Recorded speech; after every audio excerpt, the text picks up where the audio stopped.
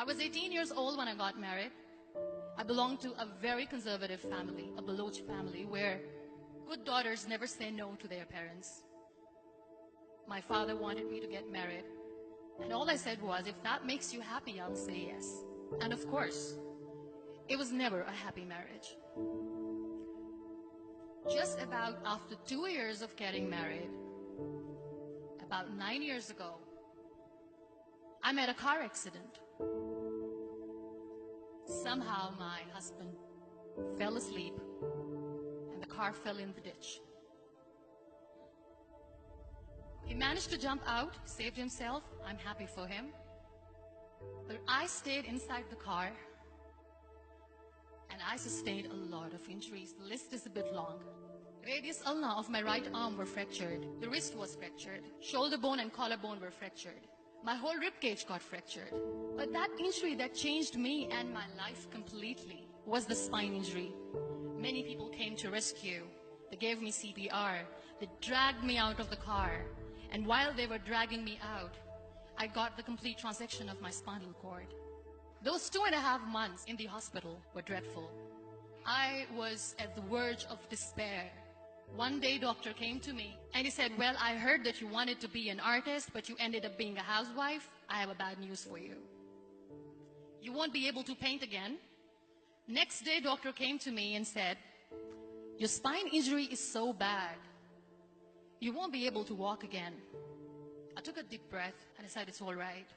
Next day, doctor came to me and said, because of your spine injury and the fixation that you have in your back, you won't be able to give birth to a child again. That day, I was devastated. I started to question my existence. Why am I even alive?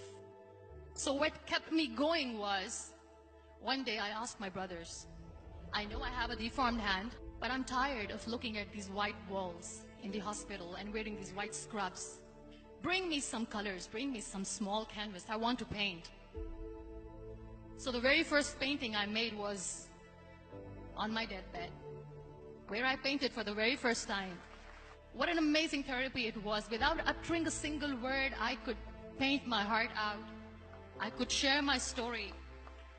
People used to come and say, what lovely painting. So much color. Nobody could see the grief in it. Only I could. And that day I decided that I'm going to live life for myself. I am not going to be that perfect person for someone. I am just going to take this moment and I will make it perfect for myself. That I'm going to fight my fears. So I wrote down one by one all those fears. And I decided that I'm going to overcome these fears one at a time. You know what was my biggest fear? Divorce.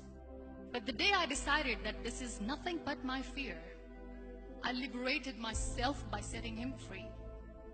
And I made myself emotionally so strong that the day I got the news that he's getting married, I sent him a text that I'm so happy for you and I wish you all the best.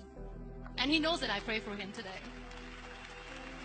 Number 2 was, I won't be able to be a mother again. And that was quite devastating for me. But then I realized there are so many children in the world, all they want is acceptance. So there is no point of crying, just go and adopt one. And that's what I did.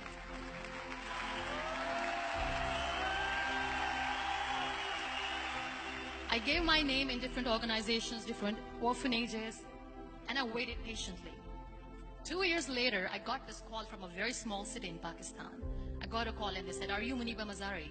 There is a baby boy and would you like to adopt? I could literally feel the labor pain. I said, yes, yes, I am going to adopt him. I am coming to take him home. And that day, I was 2 days old, and today he's 6. You know, when you end up being on the wheelchair, what's the most painful thing? People think that they will not be accepted by the people because we, in the world of perfect people, are imperfects. So I decided to appear more in public. I started to paint. I have done a lot of modeling campaigns. I decided that I'm going to join the national TV of Pakistan as an anchor person. I became the National Goodwill Ambassador for UN Women Pakistan, and now I speak for the rights of women, children. I was featured in BBC 100 Women for 2015. I'm one of the Forbes 30 under 30 for 2016. So when you accept yourself the way you are, the world recognizes you. It all starts from within. We have this amazing fantasy about life. This is how things should work. This is my plan. It should go as per my plan. If that doesn't happen, we give up. I never wanted to be on the wheelchair. Never thought of being on the wheelchair. This life is a test and a trial, and tests are never supposed to be easy. So when you're expecting ease from life, and life gives you lemons, then you make the lemonade, and then do not blame life for that. It is okay to be scared. It is okay to cry. Everything is okay, but giving up should not be an option. They always say that failure is not an option.